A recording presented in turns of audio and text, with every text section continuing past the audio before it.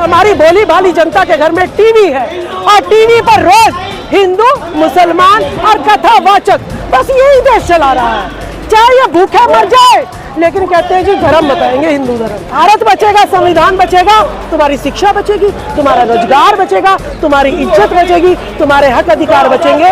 नहीं तो पानी पीने को भी तरसोगे, आपकी स्त्रियों को स्तन ढकने का भी अधिकार नहीं मिलेगा और शादी से पहले 3 दिन इनके घरों में आपकी बहुओं को रहना पड़ेगा और मुंह के आगे हांडी और पीछे झाड़, अछूत तक अछूत रह जाओगे।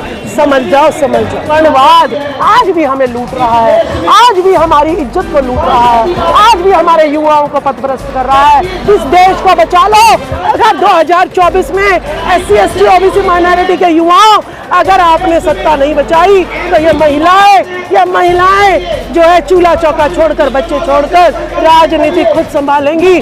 फिर मत कहना कि हमें पीछे छोड़ दिया।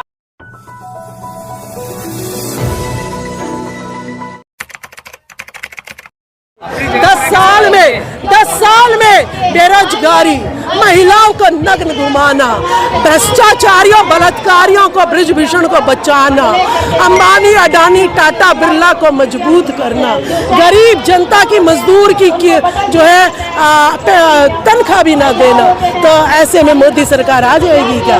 इसीलिए उसे गठबंधन करना पड़ रहा है। जिसे 10-10 साल मिल गए हो और अपने काम के नाम पर ना आ रही हो, हर राज्य जल रहा है, हर राज्य में ये जम्मू कश्मीर करना चाहते हैं, हर राज्य में ये गोधरा कांड करना चाहते हैं, हर राज्य में ये मणिपुर कांड करना चाहते हैं, हर राज्य को ये नू मेवात बनना चाहते हैं। लेकिन नू मेवात मणिपुर नहीं बनेगा। तो आप सुन लेना बिल्कुल कान खोल के, हरियाणा के लोग जागरूक हैं और आप तुम्हारे षड्यंत्रों को समझ चुके हैं। अब तुम्हारे षड्यंत्र में नहीं आएगी।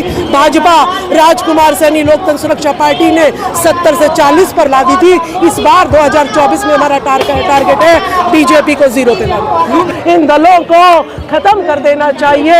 ये आतंकवादी संगठन हमारा तैयार कर रहे हैं, हमारे युवा को रोजगार नहीं दिलाते।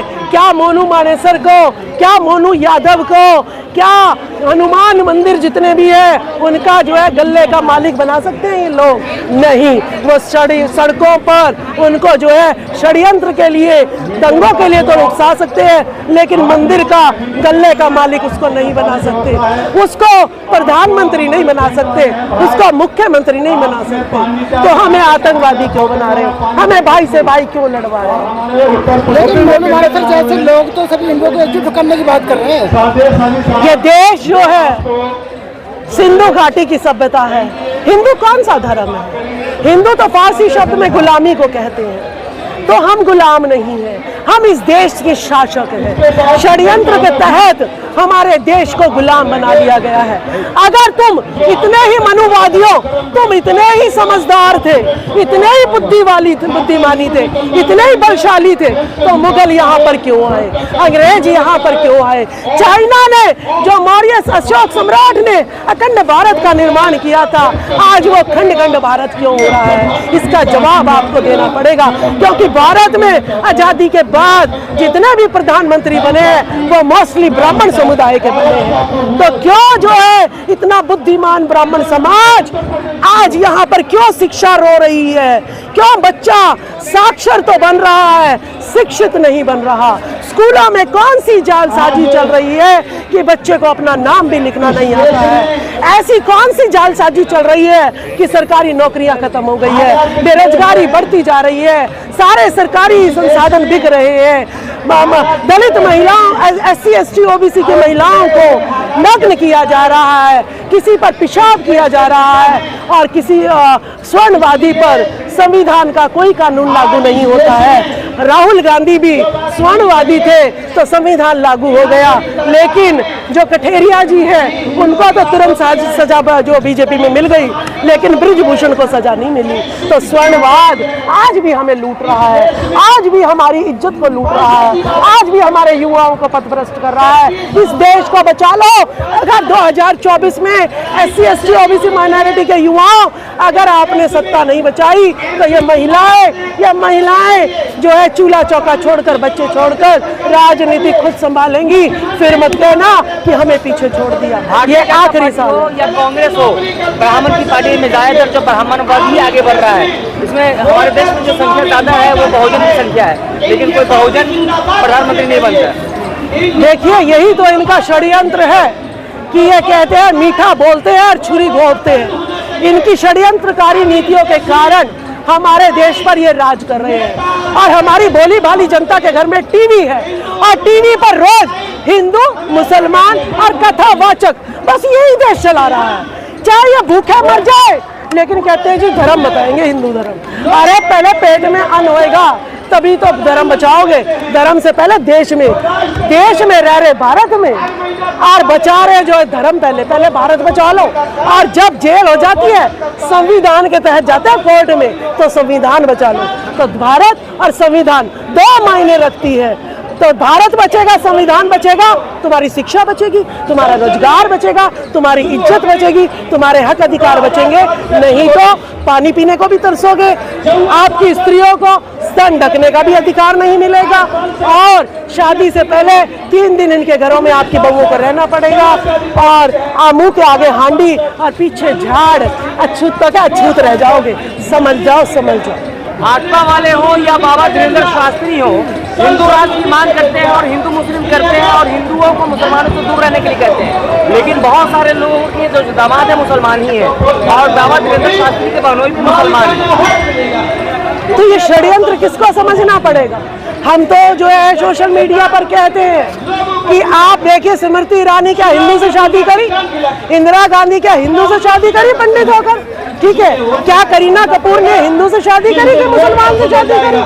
तो आप लोग समझ ही नहीं रहे। ये तो जो है मुस्लिम से भी शादी कर ले तो भी कुछ नहीं, और हमें कहते हैं हिंदू मुस्लिम के नाम पर लड़ाते हैं। तो ये षड्यंत्र समझना पड़ेगा कि सत्ता के लिए ये मुसलमान को भी दामाद बनाएंगे और दलित महिलाओं को पानी तो नहीं लेंगे एससी महिलाओं के आदमियों के हाथ से, लेकिन एससी समाज की महिला सुंदर होगी तो उसके जो है शरीर को भी नोचने को तैयार रहते हैं। तो इन षड्यंत्रों को समझना पड़ेगा। आपको किसी दंगे में, किसी फसाद में आपको आगे नहीं आना है। आज आपको अपने देश के लिए, अपनी इज्जत के लिए, अपने संविधान के लिए और अपने वोट को उस नेता को देना है जो आपके समाज की पैरवाई कर सके, आपको नीलाम ना कर सके। ऐसा आपको वोट का इस्तेमाल करना। जैसे नारा दिया जाता है, जैसे आप लोगों ने नारा दिया मोदी हटाओ देश बचाओ, तो क्या लगता है मोदी से बचाने के लिए 2024 के लिए उनके सामने कोई है, कोई चेहरा या कोई पार्टी?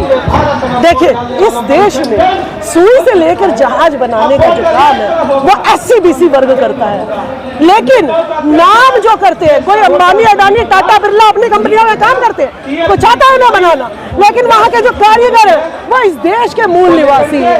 तो जब वो सुई से लेकर जहाज बना सकते हैं, जब देखिए मैं क्या कह रही हूँ कि इनके इतने प्रधानमंत्री रहे, लेकिन मुगल आए, अंग्रेज आए, चाइना जो है कब्जा कर रहा है, लेकिन सम्राट अशोक एक ऐसा था जिसने खंडित भारत को, चंद्रगुप्त मौर्य अशोक सम्राट ने अखंड भारत बना दिया था। तो यानी जब तक SC/ST OBC माइनॉरिटी का प्रधानमंत्री नहीं आएगा, यह देश यूं ही खंड में बटेगा। इस देश में यूं ही धार्मिक संप्रदाय दंगे होंगे, इस देश में यूं ही बेरोजगारी बढ़ेगी, इस देश के सरकारी संसाधनों को खत्म कर दिया जाएगा, इस देश की जनता को टैक्स लूट कर मार दिया जाएगा, इनकी बहन बेटियों की इज्जत को सड़कों पर नीलाम किया जाएगा, जब तक SC/ST OBC माइनॉरिटी का प्रधानमंत्री नहीं बन जाएगा। मैम, जिस दिन का हरियाणा नू में कई हिंदू संगठन है वो मुस्लिमों के प्रवेश में मांग कर रहे हैं, उन्होंने मांग भी की है, तो उसकी क्या कहेंगे? देखिए, 1947 में तुम्हारे बाप दादाओं ने इतने दंगे कराए, तब तुम्हारा सेटलमेंट नहीं हुआ था क्या? और तुम्हें इतनी सीख नहीं लेनी चाहिए थी नेताओं को या नेताओं के बच्चों को कि मुसलमान हमारे इतने दुश्मन है तो उनसे शादी मत करो। तुम तो उनसे शादी करो, तुम तो उससे रिश्ते निभाओ है। और हिंदू मुसलमान में जब वोट लेने हो, जब लगे कि भाई हमारी सरकार नहीं बना सकती, अब तो हिंदू मुस्लिम का कार्ड खेल दो, तो अब दोबारा हिंदू मुसलमान हो गया। चुनाव आते तभी तुम्हारा हिंदू मुसलमान होता है। तुम्हें इन्हें दोबारा गुलाम बनाता तो हिंदू मुसलमान हो जाता है। हिंदू खतरे में हो जाता है चुनाव। देखिए, कौन हिंदू, मुझे किस मंदिर में महिलाओं को 50% महिलाओं को किस मंदिर में गल्ले पे बैठने दिया जाता है? माता के मंदिर में भी मुझे कपड़े चेंज करने का अधिकार नहीं है। आदमी माता के कपड़े चेंज करता है, तो हम आदमियों का अधिकार कर रहे हैं कि औरत के कपड़े उतार सकता है। तो मणिपुर के लोगों ने वही कहा है कि पुजारी जब मंदिर में कपड़े उतार सकता है तो हम सरेआम जो है क्यों ना कपड़े उतार। तो हम कहाँ से हिंदू? हम हिंदू नहीं है, हम भारतीय हैं। वो सारे देशद्रोही है, वो भारत के विद्रोही है जो हिंदू लिखते हैं और भारत नहीं लिखते। तुम्हारी माँ ने अगर दूध पिलाया है, तुम इस देश की माटी में पनपे हो, तुम इस देश की माटी का खाते हो। अगर तुम्हारे में जिगरा है, भारत लिखो, पहले भारतीय बनो। हर एक के घर के आगे भारत लिखा हुआ नजर आना चाहिए। बाद में धर्म की बात करेंगे। संविधान में लिखा हुआ है यहाँ पर धार्मिक आजादी है, सभी धर्मों का बराबर जो है सम्मान होगा। धर्म के नाम पर कोई दंगे अगर करवाता है तो वो दोषी है। लेकिन मनुवादी मीडिया के मनुवादी जज वहाँ पर बैठे हैं, इसीलिए गलत डिसीजन पर वो न्याय दे देते हैं। जब ये मनुवादी जज नहीं रहेंगे तो ये भारत जो है भारत रहेगा। धर्म के नाम पर यहाँ पर एक भी दंगा नहीं होगा।